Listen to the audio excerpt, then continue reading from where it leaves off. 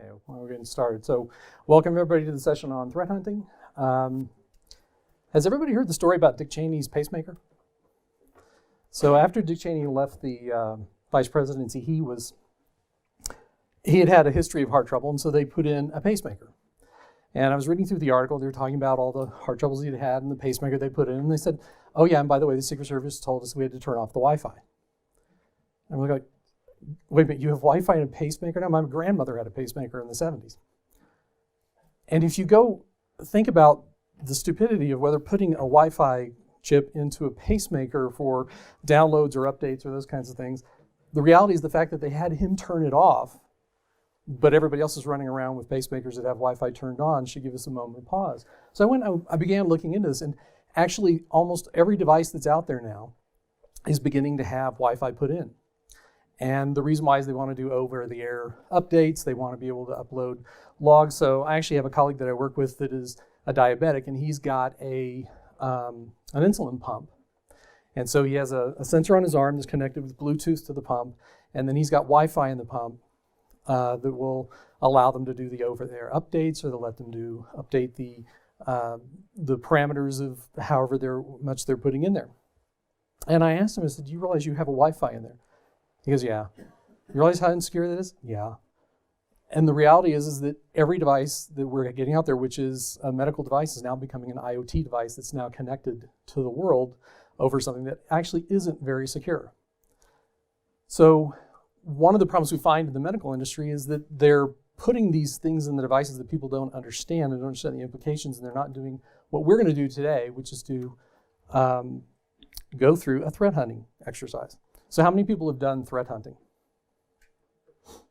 Okay, a couple of people. Everybody should raise your hand. You've been doing threat hunting since you were a child. When your parents taught you looking both ways when you cross the road, that's threat hunting. The other day, my family were on the last leg of a 25-mile bike ride. We went into town on the trail, and three male teenagers came up out of another road, and so I'm sitting here thinking whether there's just three teenagers out having a good Saturday afternoon or those something I have to worry about. So my family was actually a little farther behind me, so I had to slow down, wait till they catch up, and then we went past. Again, it's threat hunting. We do that anytime we're in darkness, isolation, insecurity, which all of our software runs in those environments. So what we have learned over the last 20 or 30 years, especially of how we've had penetrations, is that perimeter security is no longer enough. The bottom line is they're going to get inside. As we'll talk a little bit later, we're more worried now about the exfiltration of data than we are about trying to keep them out, because we realize it's almost an impossible task. So threat hunting is about understanding the nature of the threat. How is it that they're going to get inside? How are they going to come after us? But it's also understanding the nature of the attackers. I hear CEOs all the time saying, well, we have to get lucky every time, but the hackers have to get lucky only once. No, if you're depending on luck to protect your systems or your company, I guarantee you the luck is going to go the other way. Luck is the residue of design. Hackers understand that. It's about motivation, it's about their planning, it's about their knowledge, it's about their intentions of what they want to do. And if we don't have the same kinds of intentions, if we don't have that same kind of luck, then they're always going to win. So today, in order to go through, before we sort of go through the process that we're going to go through with a system, it's important to talk about how is it that people get in, and how is it that they plan those attacks to come after us. Has anybody ever heard of an intrusion kill chain? Unless you were in my talk at CPPCon. Yeah. So most people haven't. So intrusion kill chains are actually based on military kill chains. So it's find, fix, and finish. You find your enemy, you fix them in a position, and then you attack to finish them off. It's a little more complicated, so they're sort of the steps, and then you go find the next person. So what we've done is we've adapted those kinds of things for intrusions into our systems, because it really has become almost militarized. So intrusion kill chains, the one we'll talk about today was developed by Lockheed Martin, and what it does is it talks about how you go about penetrating a system. So what are the steps that you would use? And this becomes sort of the sort of the necessary first step. If we're going to threat model a system correctly, we have to understand how that process works and how people wind up getting inside of our systems. There's another one called MITRE's attack matrix. I prefer the Lockheed Martin, which is this one. So I like this version of the intrusion kill chain because it's simple, it's straightforward, and it's easy for people who don't have a deep security background to understand. So there are 7 steps, and we're going to go through these, and we're going to talk about them in the context of a real-world attack that happened at the earlier part of this decade. Keep in mind as we go through this, you've done this over and over and over again in your life. When you drive a car, you're threat modeling. Nobody in here has parents who said, go out and play in the road, it'll be fine, the cars will stop for you. Everything that you've done in your life since then, when you visit a new town, you're using these exact same kinds of techniques that we're going to use today. So this should be very natural for you when we actually go to do this. So the first thing is reconnaissance, followed by weaponization, delivery, exploitation, installation, command and control, and action on objectives. And we're going to go through these and talk about Project Aurora. So Project Aurora was actually an attack, we think, by a nation state, and we'll get into why it had to be a nation state, but it was over December and January of 2009 and 2010, and the reason why is they picked a time when the networks would be lightly defended. People are out on break, they're not really thinking about what's going on with work, they're thinking about Christmas and the holidays. So what made this such a game changer was that if you lived in the military-industrial complex, really in any country, you were already the target of these kinds of scales of attacks and with this kind of sophistication, but this was the first time we saw them going after a civilian set of companies. And what they went after is they went after infrastructure companies. So it would be things like Adobe, Google, Facebook, the kinds of companies that build all sorts of the infrastructure we need. Qualcomm. They went after Qualcomm too? Oh, yeah. Okay. There were about 200 companies that had never faced this before, which is why they were really unprepared to have this. And they used this exact model to do it. So the first is reconning of systems and people. So we'll start with systems. If I'm going to penetrate a system, the first thing I want to do is go see what the defenses are. Everybody's got perimeter security, everybody's got internal security, everybody has all of the tools and the devices that you would need in order to protect your environment. But what I want to find out is, do you have any unpatched vulnerabilities? There's a pretty good instance of a company called TalkTalk in England that bought a company, then divested it, and found out when they got penetrated that there was a web server that hadn't been updated in 3 years. So all those patches are now out there. The information is out there. So one of the first things I do if I want to go penetrate a company, I was going to go find out if they've patched their systems, because I've already got the roadmap of how to get past whatever that vulnerability is. And if they haven't patched it, I'm in. So what we look for is and this becomes an even bigger problem in the IoT world, where you're actually putting mass devices out there where people aren't changing the passwords. They have the default passwords out there. You'll find companies that'll have an anonymous FTP set up, and it's mainly is something that's easy for their engineers to be able to get in and out of their systems. Well, if it's easy for them to get in, it's easy for me too. So what we're looking for is vulnerabilities in the perimeter security, but the other thing is we're looking at code reviews. So if they're using third-party libraries, open source libraries, the kinds of things where I can get to the code and I can find out if they've got something in their environment that they're using as perimeter security that has, or any of their infrastructure security, like their websites that have open source components to them, I can go in and do my own code reviews and see if I can get in that way. But this is actually how they got in.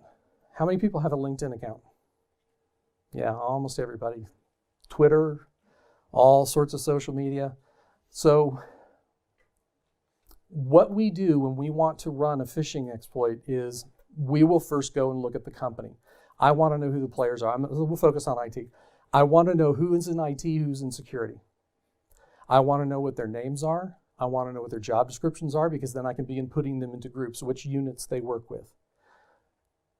You're going to tell me, maybe not in yours or yours or yours, but the combination of them is going to tell me what your information. Are you running Nginx? Are you running Apache Struts? Do you have a web server that's based on Linux, or is your web server an Exchange server? That's going to tell me the technology stack that I'm dealing with when I want to go into your environment. In this case, they went after the relationships. I don't really want the two people who sit next to each other. I want the people who are 1 degree of separation removed. I want to know that you know this person, but you don't necessarily know them very well. You've heard of them. And for example, how you sign off on an email. So my name is Matthew, but I don't always sign it off that way. I worked with a colleague that used his middle name. But if I saw an email coming from him where he used his first name, I would know that's not coming from him in a heartbeat. And if you get to know the people that are next to you and you know how they sign off their emails, you know, do they use the Queen's English or do they use a lot of slang? Do they use run-on sentences? You sort of get used to that. So you don't want the people right next to each other. You want the people that are separated enough that you know of them, but you don't necessarily know their habits. And that way you can do exactly what they did here is they reconned the engineers and the IT staff. They learned who talks to whom, who's involved in which projects within the company, and they crafted their attack based on that. So one of the things, if you have a security clearance, one of the first things you sort of learn is to censor what you put out on social media. So if you noticed in my intro, I didn't mention any companies, I don't mention products, I don't mention any of the projects I've ever worked on. It's all very innocuous because whether you have a security clearance or you work in the security industry, you wind up having that information out there can wind up being used against you in ways that you really don't understand. So what they did was they went after their social media accounts. So next is selecting the attack vector. So what we want to do is we want to take that information and we want to find the weaknesses in the environment. If we know they happen to be running that maybe there's a Google, there's a piece of Google infrastructure that we already know has some sort of a vulnerability, that's the place we want to attack. So in this case, you can use their information that they've given you to help plan your attack. And in this case, it was a phishing attack that the emails were sent from one colleague to another. Just enough distance so they knew who the person was, but they didn't really know enough about the person to know if the email that came from them was the email that really came from them, because the emails look so genuine that they never even bothered to question them. So in this case, and it can be anything. It can be you can go in through the front door, so you can attack the security directly. That's what happened in the case of TalkTalk, Equifax. These were direct attacks into the infrastructure. In this case, they used email, but you could use USBs. Anybody know what a rubber ducky is?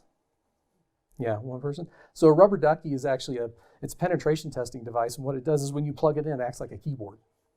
So it looks like a regular USB stick, and if you go drop this somewhere and someone picks it up and sticks it in their computer, well, now it's going through your computer and now it's penetrated into the system and you're done. They've already got their beachhead in, so they can skip all of what we've just talked about. So sometimes these attacks can wind up coming, if you have people who are willing to do this, can come in the middle. So in this case, they sent emails that look so genuine that nobody questioned. Of course, it's Christmas. Everybody's thinking about Christmas and New Year's. So they click on the link. The exploitation, and this is sort of what makes us believe that this was sort of a nation state, because the number of zero-day exploits, which are zero-day exploits, are exploits that no one has ever seen before. It's not not something that's been reported. It's not something that we already know about. It can be patched. It's something that they have found themselves. In the intelligence industry, they call these equities. So they burned a bunch of equities to make this happen. More than just a small group would be able to do. So in this case, when you've exploited it, what they've done is they found a 0-day to get out of the sandbox of Internet Explorer. And once that was done, they were in the system. The next thing they do once you are at the installation stage, they go in, they download. What was really unique about this was how heavy the encryption was. So it was encrypted more than one time in order to get past anything like virus scanners. So they would immediately go to their upstream command and control servers, download more malware, begin to plug into that beachhead, which was that workstation. And once they're in there, they now can operate as the security privileges of the user that's in there. So you're logged in, you have a certain amount of privileges in the system. Once they've got their malware established in there, they're operating with those privileges too. And then after that, it's mostly over. We'll talk about beaconing tomorrow in the session tomorrow, but in this case, they're now fully under control. The command and control system is now in control of that particular box. This is their beachhead where they can now begin moving laterally across the system. So you can imagine the fingers are now just spreading out. And then action on objection. This is the part where they pretty much own your network from top to bottom, left to right. They've already moved into all the places they want. What they're going to do, what they did in this case was they were going after source code. And the reason why you want source codes, we call that the golden nugget. That's the piece that you want to get, because once you have the source code to a piece of product, you now have the ability to go develop your own series of zero-day exploits, which is exactly what happened, especially when it came to Adobe Flash Reader and Acrobat products. So they got those, and within several months, we saw a whole slew of zero-day exploits coming out against those products, which are pretty ubiquitous in people's environments. So this is sort of how it works. This is sort of the process from top to bottom of how you attack a system, how you get into it, how you own it, and then you go and begin doing the things that you want to do in that environment. And by the time they've gotten to this point, it's almost impossible to get them out, and you will have had very little time to detect that they're actually even in your environment. So let's talk about threat modeling. So threat modeling is the process where we document the system, where we're looking for things like attack surfaces. We're looking for specific methods that someone can use to attack our systems. What we want to focus on here, and this becomes the key so you don't drown in sort of the information, is you want to focus on the data. Where does it originate? Who uses it? Where are we pooling it? Where are we holding data we don't really need? One of the problems that we have is companies have a tendency to be a bit whorish about data. Once they get data in, they do not want to give it up, even if that data has no real value to them. And once that data gets compromised, you can have data that goes back years, which can be used in ways that people don't really understand. So the big thing is to follow the data. So in the stages that we're going to go through, and I'm going to do part of this already just to set up for this talk, scope definition. One of the things when you go back and you do this, you don't want to take the entire system at one time. You can't consume that much information. What you want to do is you want to begin carving off certain pieces of your system and threat model those, and then begin going out. If you try and take too much at one time, you're overloaded by information and people will get to the point where they just cannot function it. If you go too narrow, then you're not focusing on, you're going to wind up missing places where obvious threats come in, and you will wind up having thought that you did a very good job, but you really didn't get everything that you needed to get. So the first thing we do is you want to create a model of where the data is, where it originates, where it moves to, where you're using it, where it's getting consumed, where you're pooling it. So in this case, I've done the first two. I sort of picked the scope for us, and then I did the model creation. So when we go through the workshop piece of this part's already done. Threat identification. We're going to talk a little bit about trust boundaries, because trust boundaries, we're a little smarter than we were about trust boundaries than we were before. One of the things that happens as you go through this modeling piece is that there is always sort of this surprise of, oh, I didn't realize we were doing that. Well, I didn't realize we were holding that data. Why are we holding that data?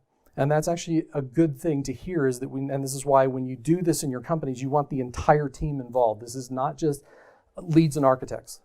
This is everybody from top to bottom who has any investment in that particular piece of the system. Is you want them involved in it, because you want everybody looking at the same information, and you will see it in a very different way depending on where you are in that hierarchy. So the threat classification, we'll do this sort of at the end. How much data are we going to be exposed? If somebody gets in, how much are we going to lose? Can they move to other parts of the system? Are there, in other words, we want to know is how bad is this? That's basically what you come down to, is how bad of a threat is this into our system? Then we'll look at mitigation planning. So probably everybody here works in sort of an agile environment. Anybody still trapped in waterfall? Okay, so in Agile, this is where you're going to talk about what goes on your backlog and what goes into your tech debt and what goes into this iteration or this PI versus what you can afford to push off.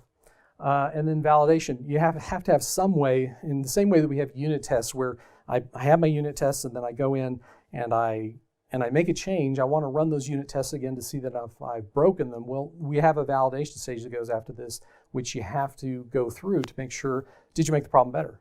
Or did you create any other additional problems that you didn't realize? So as we go through this, we're going to follow the data. All of this is going to wind up being data flow work. So we want to know, where is it being held? How long is it being held? We want to ask questions like, does it expire? We don't want to just hold data for some indefinite period of time. There has to be some useful life to it. We want to know how important the data is. What other safeguards are outside of the system that we have some reliance on, whether we're implicitly relying on them or we're explicitly relying on them. A lot of times we will have sort of an implicit assumption in the back of our mind as well, we've got perimeter security. Or this area, when we talk about trust zones, this is a trusted area and that's not. So we're okay here, but we're not okay there. It actually does not work that way, at least not in this day and age. So let's go through the exercise, and the first thing we need to talk about is trust boundaries. So in order for us to understand risk, we have to understand what trust is and how that trust affects the decisions we make in our architectures. So different trust boundaries are going to carry different sets of risks. The internet is considered to be high risk because there's a low amount of trust. Inside your network is considered to be low risk because there's a high amount of trust. In reality, their risk measures are actually the same. So what we want to know when we define a trust boundary is we want to know where the data crosses from one trust level to another, or where it crosses from a secure area that we control to an insecure area where we don't control it. Does anybody have any questions before we go further? Okay. So this is just, we're going to use this example for the rest of the hour. This is not a physical model, this is a logical model. So in the center here, you've got some sort of a capture process. This is just like a sensor. It could be video, could be audio, could be radiological, could be anything. You've got data down here and a configuration, so you have some data stores. You've got the ability to link out to a downstream server. So this server could just be it could be for command and control. It could be for just simply pushing the data out. So if you're doing something that is evidentiary in nature, you want to make sure you secure that. So that would be what this is. You can come over here to the cloud. You go up to you're saving the data here in the cloud. You've got the ability to talk to it with a browser. Over here, you've got a web server that can talk. And again, this is not a physical model, it's a logical model. So you've got a web server over here that can talk to the data that's in the downstream server. And then you've got a web server or some kind of server. It can be any kind of server that you want, whether it's based on HTML or it's based on your own homegrown server. And then you've got down here on the bottom, we've got some sort of a remote capability, which a lot of systems, again, this goes back to the whole putting Wi-Fi in pacemakers and putting Wi-Fi into insulin pumps. We have some sort of remote control capability for it. So the first question we asked is, where are the trust boundaries here? And that's your chance. Where would you draw the trust boundaries?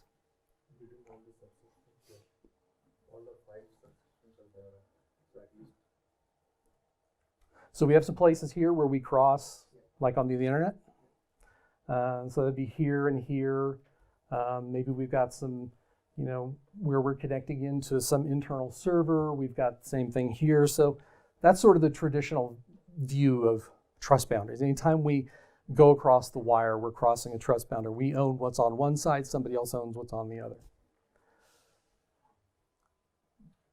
So the problem is that this is actually where we are today, because if I'm inside this environment, what we're trying to protect is the data. So we have several data stores where we're actually holding data, and we make the implicit assumption that if we're crossing the wire, that's where it's dangerous, but everything inside the wire is okay.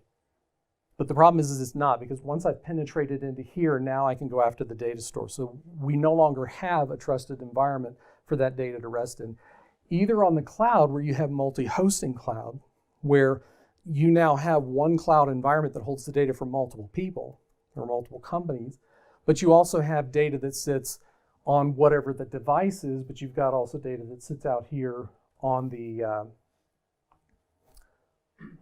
downstream server. But what about the rest of this stuff? I've got blue lines here where we're talking about static content. Why do we consider that to be a trust boundary? Yeah, exactly. So if I can get into the system and modify the static content that drives your system, I now have a control capability over your system.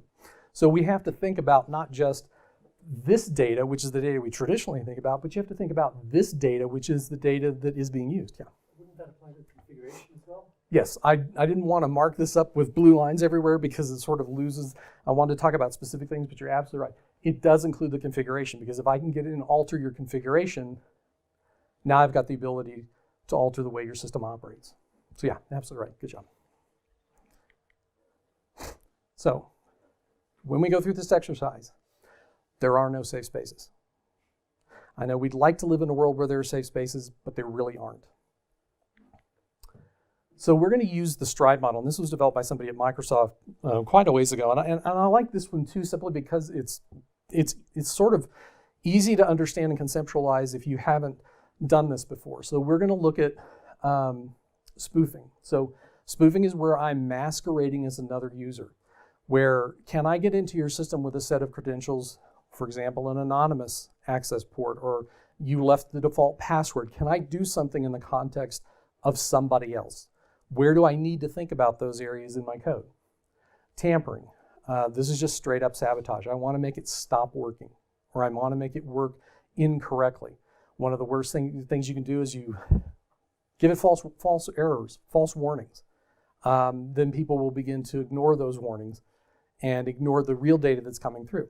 Repudiation, that's just, can I act within your system without you knowing that it's me? And a lot of this involves logging and audit trails. So can I do something to the data in such a way that you don't know that I did that? Or if you know that I did it, you don't know who I am when I did it. Information disclosure, that's just exfiltration of the data out of our system. Denial of service, you just want, that's a sort of a close kin of sabotage. Sabotage is probably a little more subtle in that I don't really want you to know that it's sabotage, but in this case, denial of service, I want you to know that the system isn't working. I want to blind your system if it's a sensor. And then privilege escalation. That's just, I want to be able to use the privileges you have in order for me to escalate up and begin to do other things inside your system. So I'm not going to go in order of this. I know it looks like, as I'm starting with spoofing. But I wanted to take the ones that were, I think, higher priorities than we have and go with those first.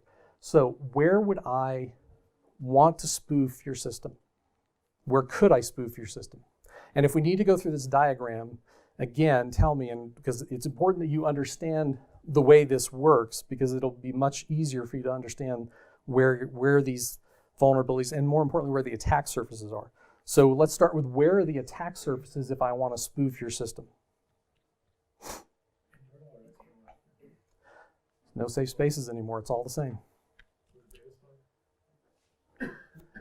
So where would I start by spoofing? I mean, I've got to get in from the outside first, right? So, right. So we're, right. So where are the places where I would need to authenticate into your system to do something? I got like 5 answers. The mobile. Yeah. Okay. So you've got a mobile problem here where he's going to have to authenticate. Hopefully, he's authenticating into your system. What about something else? Yeah. So this server that has to authenticate in order to be able to retrieve the data and have that connection. We also have browsers. So all these browsers hopefully are authenticating somewhere into the system so that you can actually verify who you're talking to on the other end. And then we have the one we didn't talk about, which is the cloud repo. So this upstream server is pushing stuff up to the cloud, but it also has, if you can delete data here, then it's possible for that to filter up here. And when you're talking about something like video evidence, maybe in a courthouse, you're talking about something that's now evidentiary. It's part of the evidence of potential of a crime. So now you have to have audit logs. So these places, all these places in our system where we need to authenticate in, is the first line that we have to look at as, are we making them authenticate in a way that prevents them from easily getting inside? How about other places? Remember, there's no There are no safe spaces. I mean, It's a zero trust environment. you can always spoof static content, gather credentials that way. Yeah. What's the golden nugget here in this particular diagram? And what's the thing we want most of all? Exactly. So you have to authenticate into these data stores. I know we're inside the wire here. We're inside some device here. We're inside some protected area behind firewalls and all of those things. But leaving the data open, and this was the problem with the SVN repos, particularly at Adobe, is there was no protection around them. You could actually go create your own account into the SVN repo, and you didn't even have to have credentials in the system to do it. So this data, because this is the thing ultimately that we're trying to protect, you have to think about these in terms of being able, can I spoof my way in directly to that data and just grab the data? Forget the system, just go in and get direct access to it. So as we're going through this, the first thing you want to look at is, where would I want to authenticate who I'm talking to? Tomorrow we'll talk a little bit more about validating who you're talking to. So many times we will allow people to even begin a conversation with us without having any kind of validation or authentication. So let's look at information disclosure. It should be fairly easy. Where's the first place we want to talk about information disclosure? Browsers. Well, in this case, let's work inside out. Where's the information we might want to disclose? Yeah, there you go. So those are the things we have. That's what they're after. So the first place we want to look at is, can they, once they've gotten into this system, and this is part of the spoofing, how can we prevent them from exfiltrating that data? In other words, can we build in a secondary layer that prevents them from being able to pull that data off and get it out of the system? What's a way that we could prevent that data from being useless to them, even if they get it? Encryption. We encrypt it. If your data is sitting in a raw format, again, let's go back to Equifax or almost any credit card company that's ever been hit. You have credit card numbers that are right out there in the open for people to use. And you can't use these little hashes because they're just too easy to break. You know, a lot of times they think, oh, well, we've hashed everything, it's okay. No, not really, because it's just really easy to break. What you want on this data in here is you want that data encrypted at rest. So as soon as that gets written in, you want the data encrypted with some sort of industrial strength or military grade encryption like AES. You don't want to leave it sitting out in the open. And then someone brought up the static content. This not only allows me to get in and grab the content, which tells me how your system works, but it also lets me tell you what things you do to authenticate. You may be able to scrape credentials. You may be able to go in and pull information that that gives you some insight into the access methods we're using. So is there anything else when we talk about information disclosure?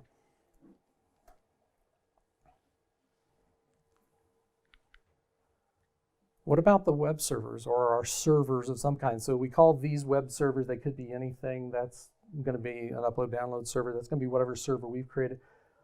What about these? What do those have that we wouldn't want other people to have? Source code?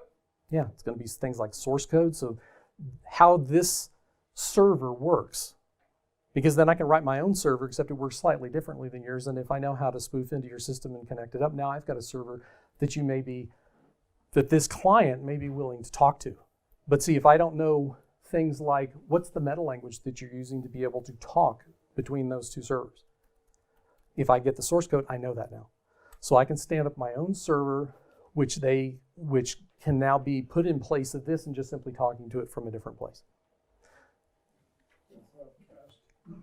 Cached or stored credentials for your data storage. Yes. So if depending on how you're handling your caching, you've got things in these web servers, which are endemic to all web servers. They just behave in a certain specific way. If you've got cached information, if you're writing your own and holding cached information in order to make it to perform better, that's where I'm going to go, is these web servers to find out what artifacts that you've got sitting around that will tell me either how the system works or give me some insight into what you're doing to keep me out. So let's talk about denial of service. How could we in what ways can we deny this system from operating?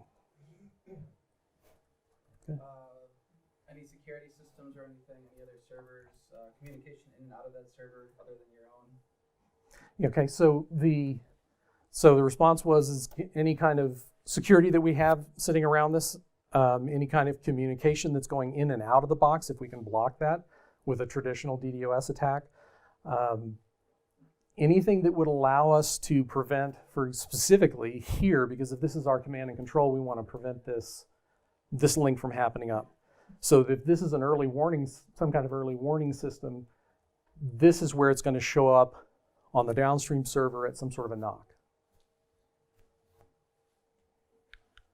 which is exactly the places, which is probably the Achilles heel of this, is because there is that distance between the client, this whatever this sensor is, and the downstream server. So are there other places where we could deny it?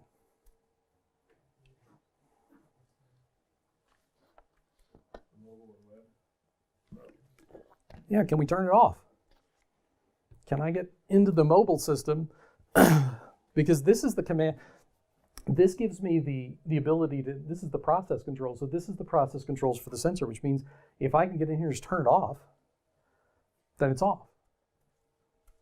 And maybe you have some early warning down here, but this is where, so what we're attacking is not only the command and control, but we're also attacking the parts that notify people. Or if you wanted to do a denial of service, you can flood this where all they're getting is false warnings. What happens when somebody gets hundreds and hundreds of false warnings?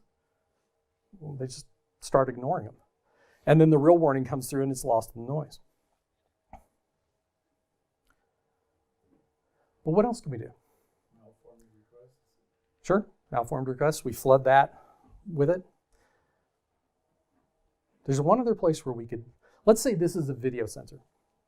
Let's say it's in a plant. You want to penetrate the plant. This is a video sensor. It's pointed right in the area where you want to be able to get through. What could you do to it? Stop it. Hmm? Stop it from hitting the cloud repos that it's not storing anything. More short term.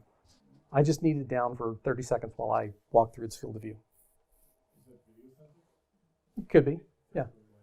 There you go, physically blinded. Don't forget the hardware.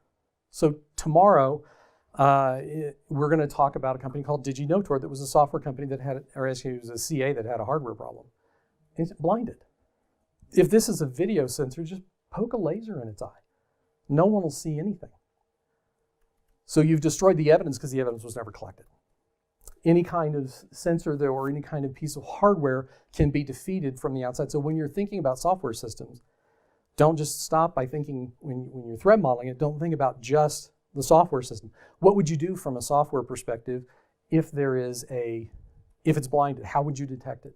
How would you raise the alarm? That's a very different alarm than just, oh, somebody walked past my field of vision, or I got this blip on a radiological sensor. So you have to look at from a software perspective, what are the ways that it can be defeated, in this case, by blinding the hardware. Does anybody here work in the embedded world? Yeah, a couple of people? Yeah, that's where I came from. So I've had to deal with the hardware end of software for a long time, and one of the things you get used to is you get used to thinking about, well, what happens if we have a hardware problem? How does the software adapt to it? So when you're thinking about attack surfaces, that's a completely legitimate attack surface if you're dealing in a hardware world. What are we going to do next? Elevation of privilege. What places would I want to go after if I wanted to get credentials to elevate my privilege? And in this case, what we're going to look at is, where am I likely to have the highest privileges? Here, yeah, go ahead. From the mobile to the web server that's actually controlling the system. So the web server will probably have high, but I'm talking about where can I, because it's going to be really hard for me to, unless I penetrate the web server itself, it's going to be really hard for me to do a privilege escalation using the web server. What pieces in here are pieces that I've written that are running with a high amount of privilege that I could penetrate and get that privilege too. Because a privilege escalation is, I come in as unprivileged. And let's see, I guess it was the second talk at CPUCon last year, I did that against an unpatched Linux where I was running as a normal user, but I took advantage of the threading problem they had in their copy on write to escalate privileges and get root. So where in here would I want to attack if I thought I could get a privilege escalation attack? Well, that's data. What process? Because that's what you attack is a process. Client? Yeah. Local client? He's going to have a lot of privileges. Why? Because he's going to have to talk to all these databases. He's going to be able to talk off the box. So this is one that's going to have a lot of privileges. What about another one? Well, when you talk about the embedded world, I've seen people try to go through a JTAG, a root console. If you come tomorrow, we're going to talk about that because that's actually a really great hack. I love that one. And what they'll do is on the hardware, is if they remove the JTAG ports, and so you've got this little box, but it's actually got the pads there for it, you're just going to repopulate the JPEG port. Yeah, you're back in business. Where else?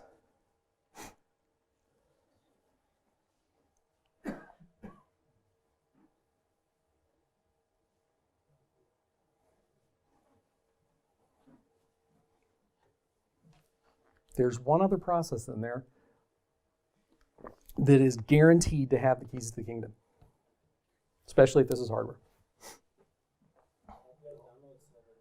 Yeah, we did that one. That's this one, the client. How about the server itself? What about the capture process? The capture process has to talk to everything. Talks to the databases, talks to the hardware. If you have an operating system on here, this is going to be a very high privileged part of your system. So just in terms of this guy here, you're going to wind up having the highest privileges here on the hardware, because this is actually downstream, but here on the hardware, it's going to be this upload download client, it's going to be the capture process. And then it's going to be the other end here if you're trying to go after the data itself. Maybe you want to prevent, maybe the way instead of blinding the sensor or turning it off or making it so it can't get the data, maybe your way in here is to just prevent, the data is received, but it's thrown away. We just throw it in the bit bucket. Does that make sense?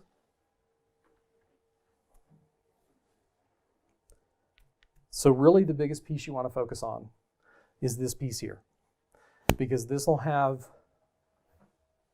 almost all of your high privilege stuff that if you can get onto this box, and you know you can get onto it from here, you can get onto it from there.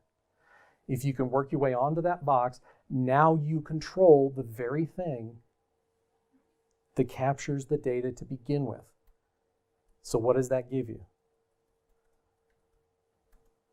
Everything that you want. That's keys to the kingdom, yeah. Now I can go in, I can stop it from as this privilege escalation, I now have full control over that system. So instead of me having to alert any of these other systems that might say, oh, wait a minute, there's a problem here, now I can very subtly go in there and I can now inject my own data into the sensor. I can inject, because you'll have device drivers. This thing will be sitting on top of an operating system with device drivers. You can go in there and inject it right into the device driver. They will never know what you're doing. It'll look just fine. It's kind of like the one where, they take a picture right behind the camera, and then they put the picture in front of you, seen in all those cheesy spy movies, and they put the picture in front of it. Well, in this case, that's basically gives you the ability to do this. Go in there and begin injecting your own data right into the device drivers.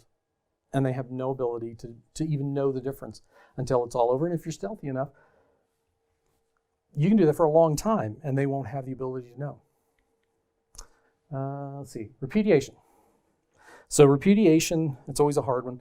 Repudiation is just, can I operate within your system without you knowing it's me, or without you even knowing that I was there? So from a repudiation standpoint, where are the places we want to start looking at?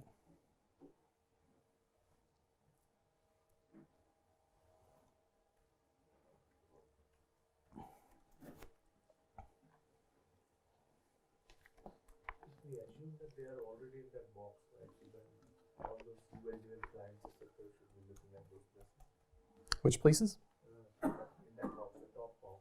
Up here? Yeah. So maybe with the UIDL client, etc., they will be sitting over there. Okay. So I want to know anytime that you have the ability to affect the data. So let's say this is video, and let's say it's now evidence. So you potentially have evidence of a crime. I want to know from the time that that capture process creates it to the time that it's actually in here and being viewed, I have to have an audit trail.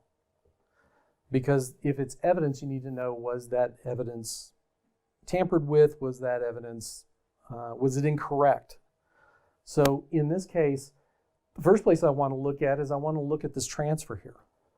And I want to make sure, so this is either going to be, depending on how it's done, it's either going to be over the air and Wi-Fi, or it's going to be a hardwire. But I need to know that I need to track that evidence that goes from here to the server. And the reason why you need to know that is you need to know where every bit of that evidence crossed some boundary, which are these two pieces here. So we'll talk about this here in just a second, but these are the pieces where you need to focus first, is because these are the ones that are actually going over the wire. They're either going over hardwire or they're going over the internet. So you have to make sure that the logging that you put into these places here, that you know, I have authenticated against here, I've transferred this amount of data, this authenticated here, transferred the same amount of data, all the checksums fit. So there's nothing in it that we can go and we can say, I have a full audit trail across that. But then there's also the capture process. I need to know that that capture process is actually working correctly. So one of the things that we do on a capture process is we always need to go and do sort of an internal set. Remember, we just got finished talking about, if I can escalate privileges, get onto your system, I can now begin messing with the device drivers. This process here, because this is the beginning of the chain of the evidence as it works its way through the system, this piece has to be, and if you're beginning to see a pattern where we're starting to identify the same pieces over and over and over again as we go through this, this has to wind up being the place where that audit trail starts and where you're sure that what that sensor sees is accurate. So this goes back to, how do I know when it's being blinded? You need to be able to log those events. Anomalies need to get logged. Any kind of access to that particular portion, anytime that piece of software is being updated, that needs to be logged. What did I go from? What did I go to? So what this does is this gives you assurance that if you think there's a problem, you go back into the logs from here all the way over to here, and you can find out where did every bit of that data go from the sensor all the way to where I looked at it. And this last one, tampering. So where can I tamper with my system?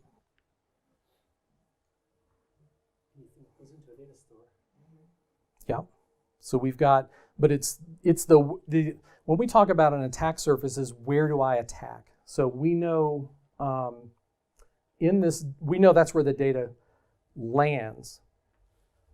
But where would we attack? Where's the attack surface? So an attack surface is really just the point at which I'm going to try and penetrate.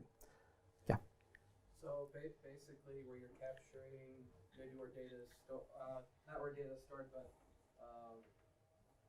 sorry, my brain just shut off. Basically, connections to your external servers. That way, for example, if you want to track what's going in and out, not just of data, but also externally. Right. So in this case, we've got command and control coming across here where we could tamper. We have data that is where it can be read from here. One of the things we want to make sure is we can't delete from here. So if you look at where we have places where we can delete sensor data, those become critical spots. So in this case, this transfer mechanism here, this has the ability to delete, that has the ability to delete. Tampering is not just tampering with the system itself, it's also tampering with the data. So why did we delete this data? Was it transferred? Did we have confirmation that it was transferred before we deleted it? Why was this deleted here? So as you're beginning to look at your systems, as you follow the data flows, ask yourself what happens with that data. Why does it get deleted? Where does it get deleted? Have you logged the fact that that event actually occurred? So the places where we want to attack are going to be places like you said, where we have the ability to go into the system from the outside, and then obviously the front, where we can actually tamper with the device itself, the optic. Anything else that we might want to tamper with? We said it actually earlier. Let's see if anybody remembers it. Well, we sort of got that at the front. Is there? log files themselves? Yeah, we can go mess with the log files and the audit trails. You could just alter the configuration. Alter the configuration. Sort of a little more. So the problem with altering the configuration is that if they're paying attention, they're going to notice you turned it off. Because if this is a downstream piece here, they're going to know, wait a minute, why did this guy just go off? There's a little more subtle place where we could tamper with it to get it to do something that it's not supposed to do. Yeah. So all the static content, the source code on the web servers, all these pieces that we don't think about that are, your scripts. So how many of us go put Python scripts into our environment and they do some things that are pretty critical? Why? Because they're easy to put together, they're simple. I need to change the script, I just go drop it on there. Well, if I can go and change the script as the engineer, there's no reason why once somebody's on my box, they can't go change the scripts too. So this static content that we tend to think about as being static, a lot of times is easy to make it non-static. Any questions? Is this making sense? Because I have some people nodding, I have some people sort of, yeah, it sort of makes sense. It's what it is, it's a different way of thinking. If you've ever spent any time around somebody who's done this for a living, you will see they see the world very differently. My quintessential example is that when we were all little kids, engineers would go in, they'd notice the microwave's not working, they'd open it up, they'd fix it, they'd cook their lunch, and they'd go about their day. Hacker goes in, finds out the microwave is working just fine. Cooks his lunch, sits there at the table wondering, how can I turn this into a bomb? How can I make this thing explode? We look for ways to create really great systems that perform well, systems that are rock solid. Hackers look at, how can I make the system do something you didn't intend for it to do? And so the thought processes are going to be very different when you go through threat hunting and threat modeling, however you want to call it. You have to look at this not in terms of how can I make the system work better, but is how can I break the system? How can I make the system do something it's not supposed to? You basically have to get to sort of a level of maniacal thought that in many ways is actually kind of fun. I mean, if you've ever gone through this, it does actually become kind of fun. But what? Oh, I just comment that when I worked in the security group, one of the criteria that we had for hiring people, and the guy who was running it said, would turn people away and says, yeah, he doesn't have his evil bit set. Okay, so Marshall said that when he worked in security, the hiring manager would come down to the conclusion of whether he hired somebody is whether or not he had his evil bit set, which is absolutely, I know it's strange to think this way, but there is a whole segment of people in this society that think exactly that way. And if you come to tomorrow's talk where we talk about hardware hacking and we talk about the dark arts of being able to hack into hardware and software and what that means to us, you're going to find out there's some really smart people out there figuring out some really devious ways to break systems. And you have to be willing to face the fact that maybe your baby is ugly. We're okay with that if it doesn't perform well. We're okay with that if maybe the code doesn't sort of work right or there's a better way to do this. But we've never thought about just straight up abuse of our systems, which is really what you're having to do, but you're abusing it in a very specific way. So this will give you an idea of if you go through a threat hunting exercise with your own systems, this is sort of the thought process. And I saw a lot of people when I'd say, well, what about doing this? And they go like, wow, I never even thought about that. I say, yeah, I thought about that because I think about this a lot. So my evil bit is set, but it's only set in certain contexts, which is to make the systems that I build and the systems and the people that I work with better at what they do. What's your response when you get that pushback from when you raise these kinds of objections or concerns, and they say, but nobody would do that, or but Yeah. our system isn't a high enough value target. Yeah, so the question is what's my response when I get pushback or people say, well, nobody would do this or they can't do that.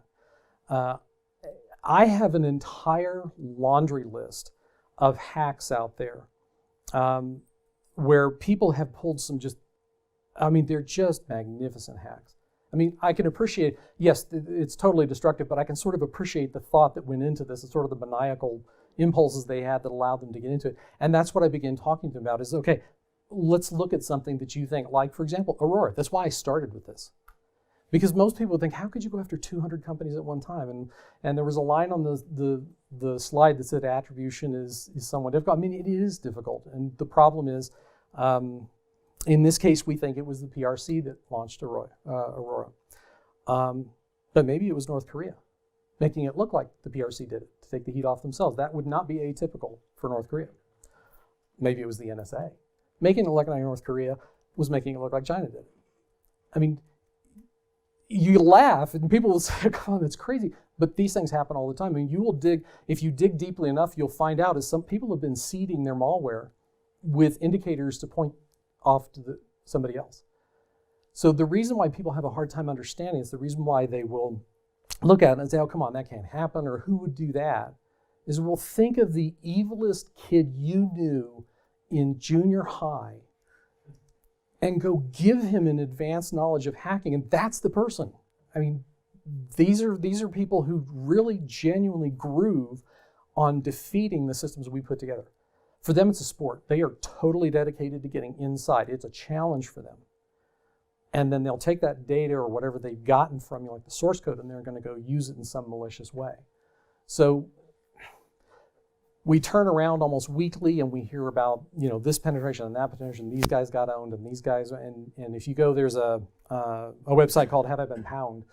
I can't say it correctly. It's Troy Hunt's website, and I can never say it the way he says it, but if you go look at the volume of credentials that have been stolen that are in his database, you can put in your email address and find out if it's been in a compromise. There's terabytes of data in there.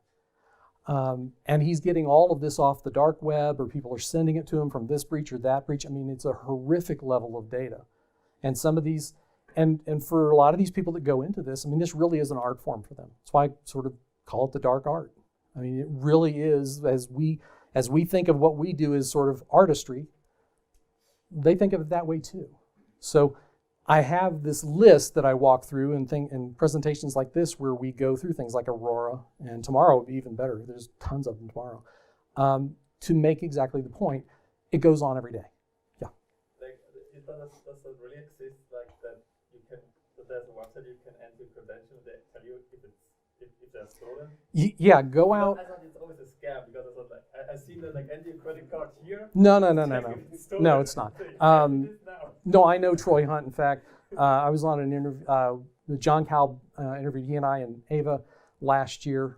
He's a well-known security researcher. It's Have I Been Pwned? Just go to the Troy Hunt website, and there will be a link that goes to it. It is not a scam. Okay. I go there routinely to find out if my credentials, because I've been in a couple of breaches. Yeah. Yeah, they're not gonna, but you would be horrified at the level of information that they've gotten out of these breaches. I mean, your home address, and they know, who you're married to and how many kids you've got, and he's done it on himself, so he'll put something in there and go look up all his information, and it's just like, oh my God, this is just horrific. So it is pervasive. It's there is no. I'm hoping we're sort of past the denial stage. So we're sort of in the 12 steps of recovery, and then one stage is anger and another is denial. I hope we've gotten most of the CEOs and the people. I rarely have people who, when they come to me, are in the denial stage. They may be for a few minutes, and then we walk them through some of this, and then it's like, okay, yeah, I get it. Yeah, what do we need to do? Anything else before we go on? So, threat classifications. Almost everybody in here does Agile. Does everybody use Fibonacci numbers to do your story points? Yes, maybe, kind of, sort of? Yeah. So I did this just sort of on, when we want to classify it, privileged parts of the OS, that is like the perfect storm, because you really don't have the ability to deal with that from your system standpoint. That's a patch that has to be made into the OS, all the way down to low priority systems running on the operating system. Now, just because I have a low priority, I'll tell you a story tomorrow. If you come to the talk tomorrow, I'll tell you a story about a low priority system that burned me pretty badly. The fact that it's a 3 doesn't mean you can ignore it. It just simply means that it has less, it's going to be a lot harder for them to make use of it. Then you have how easy is it to exploit. If it's trivial, it's right to the top of the register. If you have to put in a lot of work, it starts to come down. If it's almost impossible. And when we look at, and the reason why we want to identify the attack surface is the difference between a garden variety bug and a vulnerability is how close that bug is to your attack surface. If it's right at the attack surface, that's a high value bug because that's one they can exploit. If it's several layers deep where they're going to have to really work to get to it, then it becomes something that you can defer the work on because when you do Agile, you go through sprints and some of this becomes part of your tech debt, some of it goes in the backlog. So the questions you want to ask are how much damage can it do? How hard is it to get rid of? Things like that. And these are not hard questions.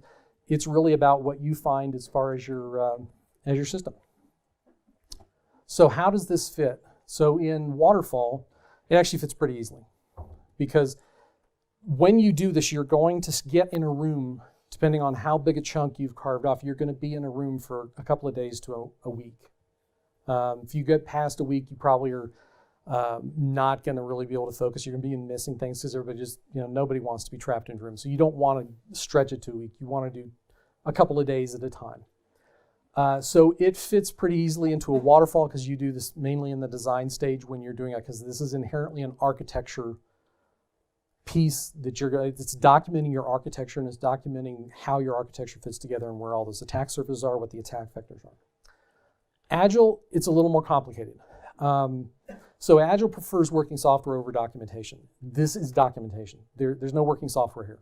This is about diagramming out your system. It's about going through it in sort of a painstaking detail, trying to sort out, this is like the beginning of an iteration where you're trying to assign story points to features. Only it takes longer and in most cases it's a lot more complicated. So it's best to use this during the architecture iterations. You might do a spike on this for 2 or 3 days, either at the beginning of the PI or you do it every couple of iterations when you're about to bring out a new feature. Then depending on where it winds up being, the security, the more important stuff becomes part of your backlog. So you have to get that in the next iteration. So this becomes those high value stories. These becomes the ones that you have to prioritize now. And then the low priority ones get put into your tech debt. You can do this. It's just if for people who are Agile purists, the first pushback I get is, yeah, but we don't do documentation, and that's all this really is. So I don't know of anybody that runs a pure Agile environment. We always adapt it for our teams and adapt it for our needs. This is one of the things you do sort of early in when you're putting in new features, or if you are finally like, okay, we've got a mature system, we need to go and do this. This may be a couple of iterations that you're doing this work in. So the benefits.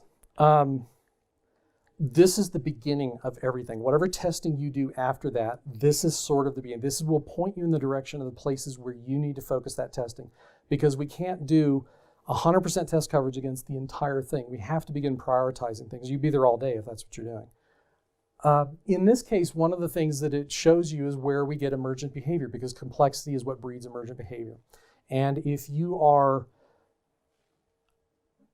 not in tune with your system, if your system is big enough, no one engineer is going to have the entire system. The current code base that I'm working on now has 3 layers and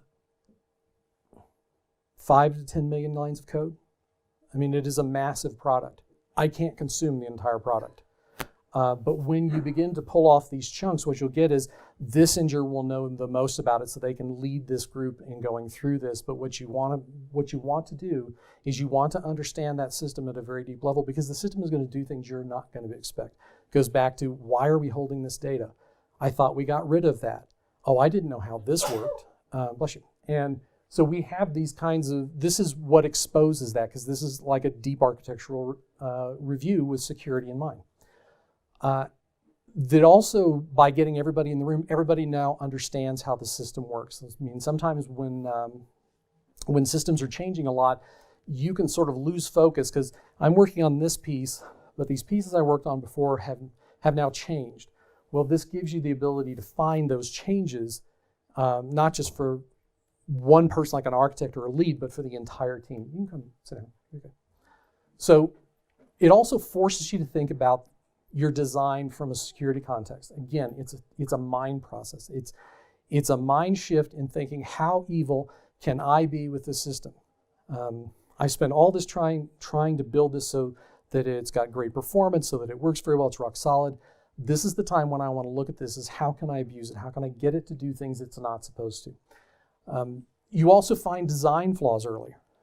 Sometimes when it's just an architect or a lead or a principal engineer working on the design, they'll get caught up in the design, whereas somebody from the outside would come in and look at it from a different point of view and a different vantage point, and they're going to come in, they're going to say, well, wait a minute, what about this? And suddenly they're like, oh, you're right. So this makes your design stronger before you start writing code. The time to find out that you have a bad design is not at the end of an iteration, the end of a PI, or it's the 2 weeks before you're due to ship your product. You want to find that early. And then finding pool data where you don't need it. Again, so many of the breaches, because we tend to be a little whorish about data. We tend to just want to keep it all. We don't throw data away because you never know when you might need it. It's almost like OCD in a lot of companies about pooling data that they don't really need, and yet it's that very data that somebody goes and gets, and it winds up ruining their life. The costs, there's a lot of commitment.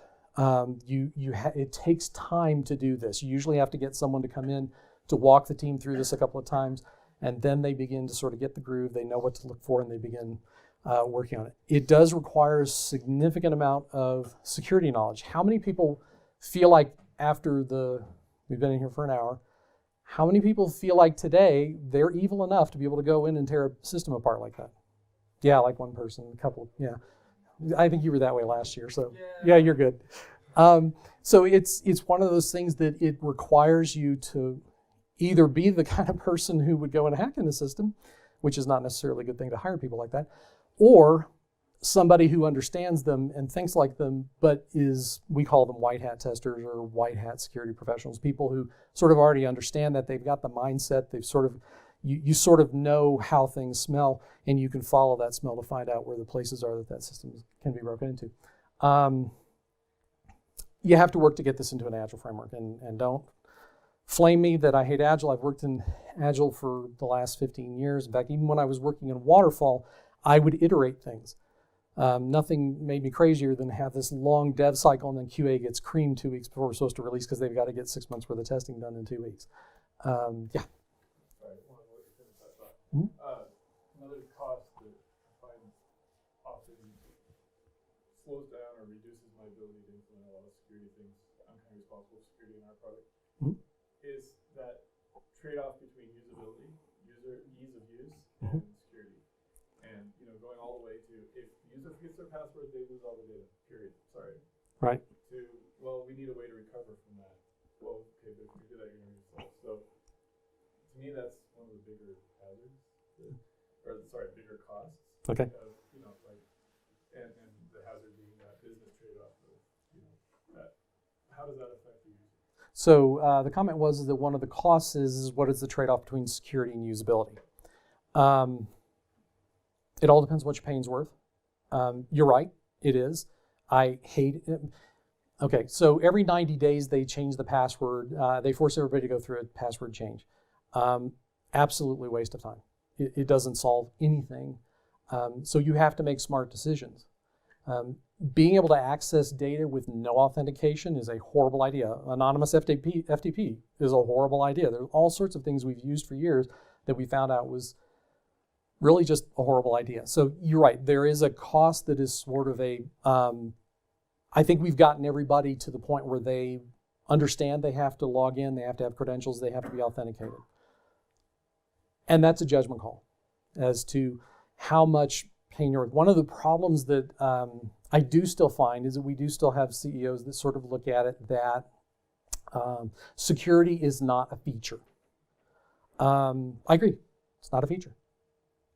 But if you ignore it and somebody turns your software or the computer systems that you're using into a pile of goo, it's hard to argue that you could be okay ignoring that. And I can make the case that security actually should be elevated not to a feature status, but to a bare minimum status. This is your we always talk about minimum viable products. If security is not a piece of your minimum viable product, you don't have a viable product. What you have is a hack waiting to happen. And I remember, I'm old enough to remember Lee Iacocca in Richard Nixon's office screaming and crying. I mean, this is like a titan of the industry. He was supposed to be some sort of a god, but he was in the office screaming and crying because NHTSA wanted to mandate that you had to have shoulder harnesses in cars. Well, security has now actually become a feature. If your choice is being in a car where it gets into a small crash, you're going to wind up getting killed, or now you've got airbags, you've got lap belts, you've got an engine like my wife's Renault or her Yukon. The engine, if it's in a frontal impact, the engine is designed to collapse down instead of back onto her legs. That's a great safety feature. It is. Most people don't know it's there because it's become so ubiquitous. But you'll know it there if you get into a head-on crash in a car where the engine doesn't do that and it winds up in your lap. So, but at the same time, we have a trade-off between like full 6-point harnesses when we're going on the freeway, sure, which might not be the best point in time. Sure. But my point being, there's clearly a trade-off. We could be wearing helmets and 6-point harnesses. Yes, So I agree. And the comment is that there's trade-offs between wearing 6-point harnesses and just wearing a lap belt or with a shoulder harness. I agree. I've done a 6-point harness and I hated them. When I did air missions, it was terrible. You're right. There is always a trade-off. What you're going for here is not a system that is absolutely bulletproof because it doesn't exist. So if you're spending all this time cycling through this to try and get to perfection, you're not going to get there. You're just going to be spending a cycle. So what you're trying to do here is you're trying to raise the wall high enough that they'll get bored and they'll go someplace else to an easier target. I hate to put it that way, but we really sort of do that with our houses. You lock your doors, you lock your windows, maybe you've got a security device on, maybe you've got a camera, somebody looks at it and says, yeah, there's an easier house down the road. And then it all depends on what you're holding. If you're holding people's financial information, like the big three credit companies, they'll ride into hell with a bucket of water to get into a company like that because that is absolutely the very top of the list of information you want. You can impersonate people, you can do anything you want when you've got that. And a lot of this is immutable data. You cannot change your social security number. So it all depends, those trade-offs all have to depend on what is it that you're protecting. In the case of what we went through, if this is a DVR in a police cruiser, that is extraordinarily high value evidence that you're protecting. Then you wind up putting the bar up here. If this is just an IoT device watching my child, the big thing I want to make sure is nobody's tapping into that so they can hear, what my wife and I are saying in the room while we're feeding the baby or changing the diapers, those kinds of things. So yeah, you're right. There's always a trade-off. What you're really going for is I want to raise the wall high enough that they're going to decide there's easier targets out there. So the takeaways. There are no safe spaces anymore. When you think about your system, don't think about perimeter security. It's of absolutely no value to think of it that way. You have to think about the internals of the security as being a zero trust environment as much as the externals. Remember, we had an IoT device where we couldn't even trust that the capture process couldn't be subverted, so it has to authenticate into the data. We want to do encryption at rest. We don't want to leave the data out there in a form that people can use. Exfiltration has now sort of become the thing we're focusing more on because we realize to a certain extent we've lost the war of keeping them out. So now we have to assume they're in, and they're in deep. So now we have to figure out how we prevent them from being able to get to that data and then get that data out. And then complexity is the enemy. One of the things I really like about doing this kind of threat modeling is that if you have to go through and you have to diagram out your system, you will begin to see how complex it is. It's very hard to see that unless you sort of see it holistically. But once you've had to do this, you will get people saying, it's like, oh man, I didn't realize we were doing it that way, or well, how can this work because we've got this other thing that's in conflict with it? And you begin to see all the complexities of the inner workings of your system, and that complexity is what creates the emergent behavior. That's the stuff where your system reacts in a way that you don't really understand. And then all exploits are bugs, but not all bugs are exploitable. It depends on how close they are to the attack surface. That's why one of the things we do in threat modeling is we identify the attack surfaces and the attack vectors. So the attack vectors are sort of in the stride, but then the attack surfaces are what you wind up finding in your system. Any questions? So speaking of documentation, was there a name for that form, the diagram format you were using? Is that a kind of standardized way, or is that just something you? Those are standard data flow diagrams. So, yeah. Is there like in the security context? Is that, Hmm. or is just something you were choosing? Yeah, no. So the question was there a form or format that I use? Those are there's I think two types of data flow diagram. It's kind of like UML. So it's like there's two that are specific for, they were developed by two different people, and they're specific for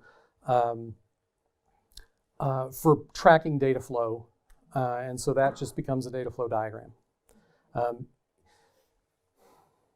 You don't really have to have a form. There is no standard. The important part is the fact that you're actually diagramming out the data flows. You're looking at your system in a holistic way, and you're beginning to see how that system can be penetrated. Where are the places where we're going to start penetrating into a system, and then what happens when they get past this? Okay, and what happens when they get past this? And so, because all security, when we're talking about whether it's a system security or it's computer systems and a NOC, we always talk about security in terms of layered defenses. It's never this one little perimeter security isn't going to cut it. It's got to be, what do you do inside? And we found that with Aurora. They got inside the perimeter security because someone clicked on the wrong email link, and then their SVN wasn't protected. So now all of a sudden they just started creating their own accounts to get into their software repos, and then the software repos led to them finding all sorts of zero-day exploits that they could now make use of in other companies. So tomorrow, right here at 9 a.m., we're going to the talk is if you can't open it, you don't own it, and I'll explain what that means tomorrow. We're going to talk about the dark art of hardware hacking and why hardware hacking is just a lot of fun. I mean, that's why IoT devices are sort of becoming the new target, is because one, they're insecure, and two, because it's just fun to hack hardware. So we're going to talk about hardware hacking, and we're going to talk about how that applies to us, because everybody in here, for the most part, is a software engineer that doesn't work on bare metal boards. So what we're going to talk about is things like supply chains, roots of trust, side channel attacks. And everybody talks about a Spectre and Meltdown as if that's sort of the end of side channel attacks. It's not. That's just sort of the tip of the iceberg. And there's all sorts of really cool things that you can do against hardware, and then we'll see how that applies to software and the ways we design our systems. So everybody knows that CPPCon is right around the corner, and it's also right up the road. So it's in Aurora this year. If you would like to volunteer, if you're local to the Denver metro area, go to that web link and volunteer. We have a volunteer here you can talk to. I have never heard anybody who's volunteered at either C++ or CPPCon that just didn't love doing it. You get access to all sorts of things. You're involved in parts of the conference most people don't ever see, and it's just a lot of fun. And I'm on the staff for both conferences, so I can say that with a fair amount of authority.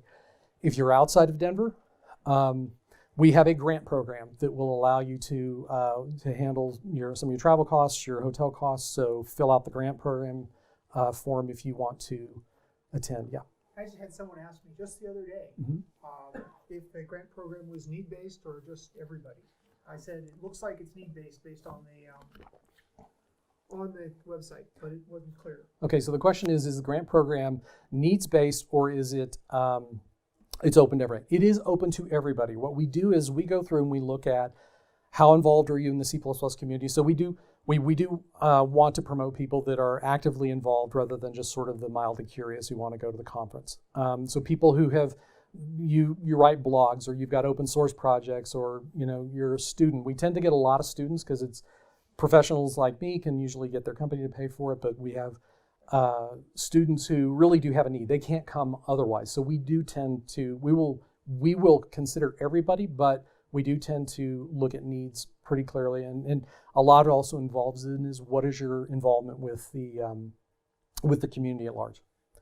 So that's the same place where you apply for both being a volunteer and the grant program. At the same conference, I'm going to be teaching a 2-day post-conference course called Exploiting Modern C++, and this is going to be right after CPPCon. We're going to It's easy to take security and act like it's actually sort of a separate thing, but it really isn't. Security is really about writing high quality code.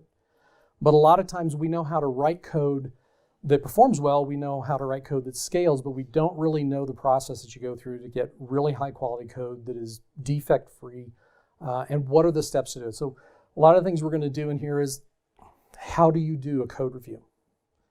Not just for security, but also finding out those deep bugs that we tend to miss, and we do miss them. I mean, there's a lot of bugs sitting in operating systems that haven't been caught, that sit out there for years until they get exploited. We're going to look at testing methodologies. So we'll do a little bit of what we did today, but we're going to do it on an actual running system. We're going to go test it, find out, code review it, and then we're going to go play capture the flag with it, which capture the flag is a game where you want to go exploit a system. So we're going to look at hacker tools and how can we exploit this part of the system and how can we take advantage of that vulnerability so that it gives you a real concrete understanding of the kinds of things that will come at your systems. And then we're going to get those things out of your systems and see how much stronger it is. So this winds up being a 2-day course, which should be a lot of fun, hopefully. The point, though, to this is not just about security. It is about how to write high quality code and know how to test it, verify that that code does have high quality, and then be able to know the kinds of ways that people will try and exploit it. So it's sort of an extension of what we did today. I also have a book coming out. In fact, it's coming out in the spring of 2020, which is going to be, it's the same name, it's Exploiting Modern C++, Writing Secure Code for an Insecure World. This is sort of going to be a primer of how do I go from understanding nothing about security, nothing about the processes of writing highly secure or high quality code, and then you go all the way to the end. It's going to be largely what we do it's sort of going to be an expanded version of what we do in the training course coming up at CPPCon. But this is really focused on people who don't come from a security background, so there'll be lots of explanations as to how things work, how hackers think, how they're getting into systems. We're going to look at the patterns of defects that we have a tendency to make over and over and over again that we don't see. And then what kind of testing tools are out there and testing methodologies which will allow us to put code out on the street that raises that bar quite a bit to where they're going to have a much harder time getting in and exploiting our systems. Okay, any further questions? We have a few minutes. Going. Okay, you guys have a great rest of your conference.